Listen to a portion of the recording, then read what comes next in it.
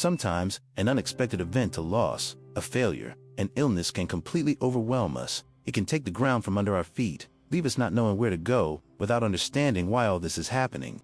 But these same events, however painful they may be, can also completely transform our lives. Human history is full of examples of people who, in the face of the greatest tragedies, found within themselves a transformative force.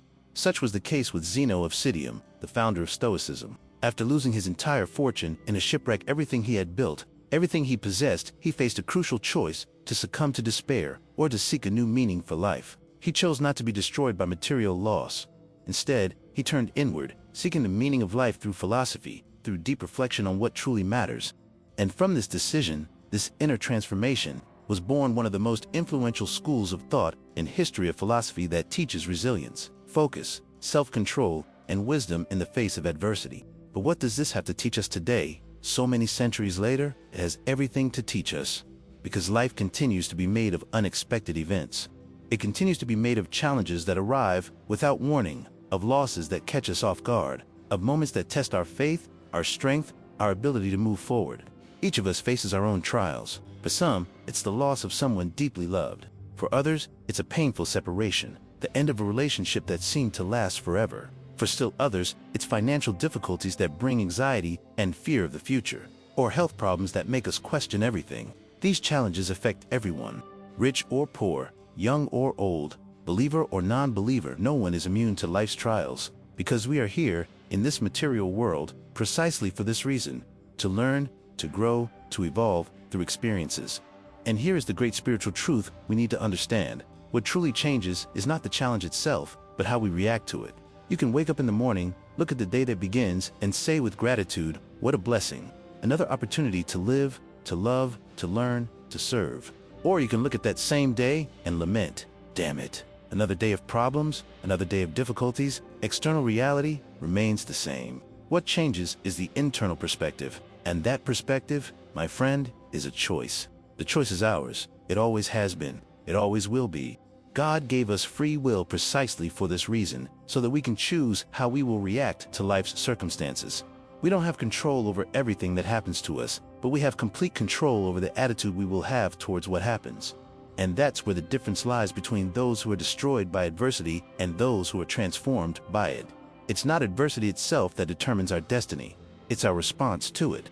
Many spend their entire lives waiting for an ideal reality, waiting for everything to align perfectly, for all problems to be solved, for all conditions to be favorable.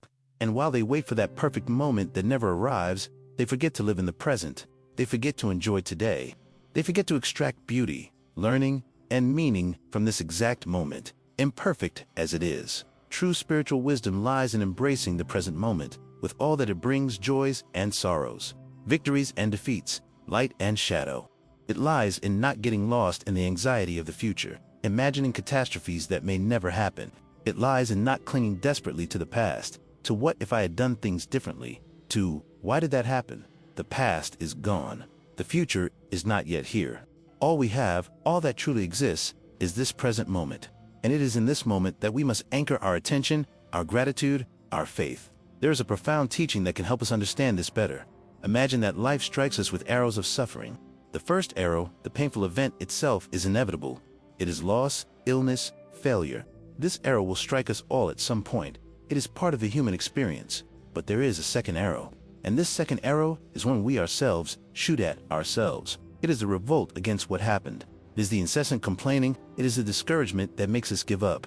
It is the bitterness that poisons our own soul. It is the question repeated 1,000 times: why me? Why now? Why like this? That second arrow, my friend, is optional. You don't have to shoot it at yourself. Suffering is part of existence. That's undeniable. We are in a world of trials and expiation, a world where we came to learn essential lessons for our spiritual evolution. But remaining in suffering, feeding it, letting it take over our entire lives, that is a choice. We can choose, even in the midst of pain, to keep the flame of hope burning. We can choose to look beyond the problem and see the possibilities for growth. We can choose to trust in God, to trust that there's a greater purpose, even when we cannot fully understand it. Life asks us to get up, even after the hardest fall. It asks us to dust ourselves off, wipe away the tears, take a deep breath, and move forward.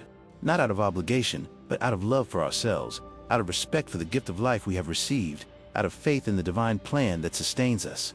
And here's another essential truth. No amount of material wealth can replace spiritual wisdom. You can accumulate fortunes, achieve positions of power, possess everything the world considers valuable.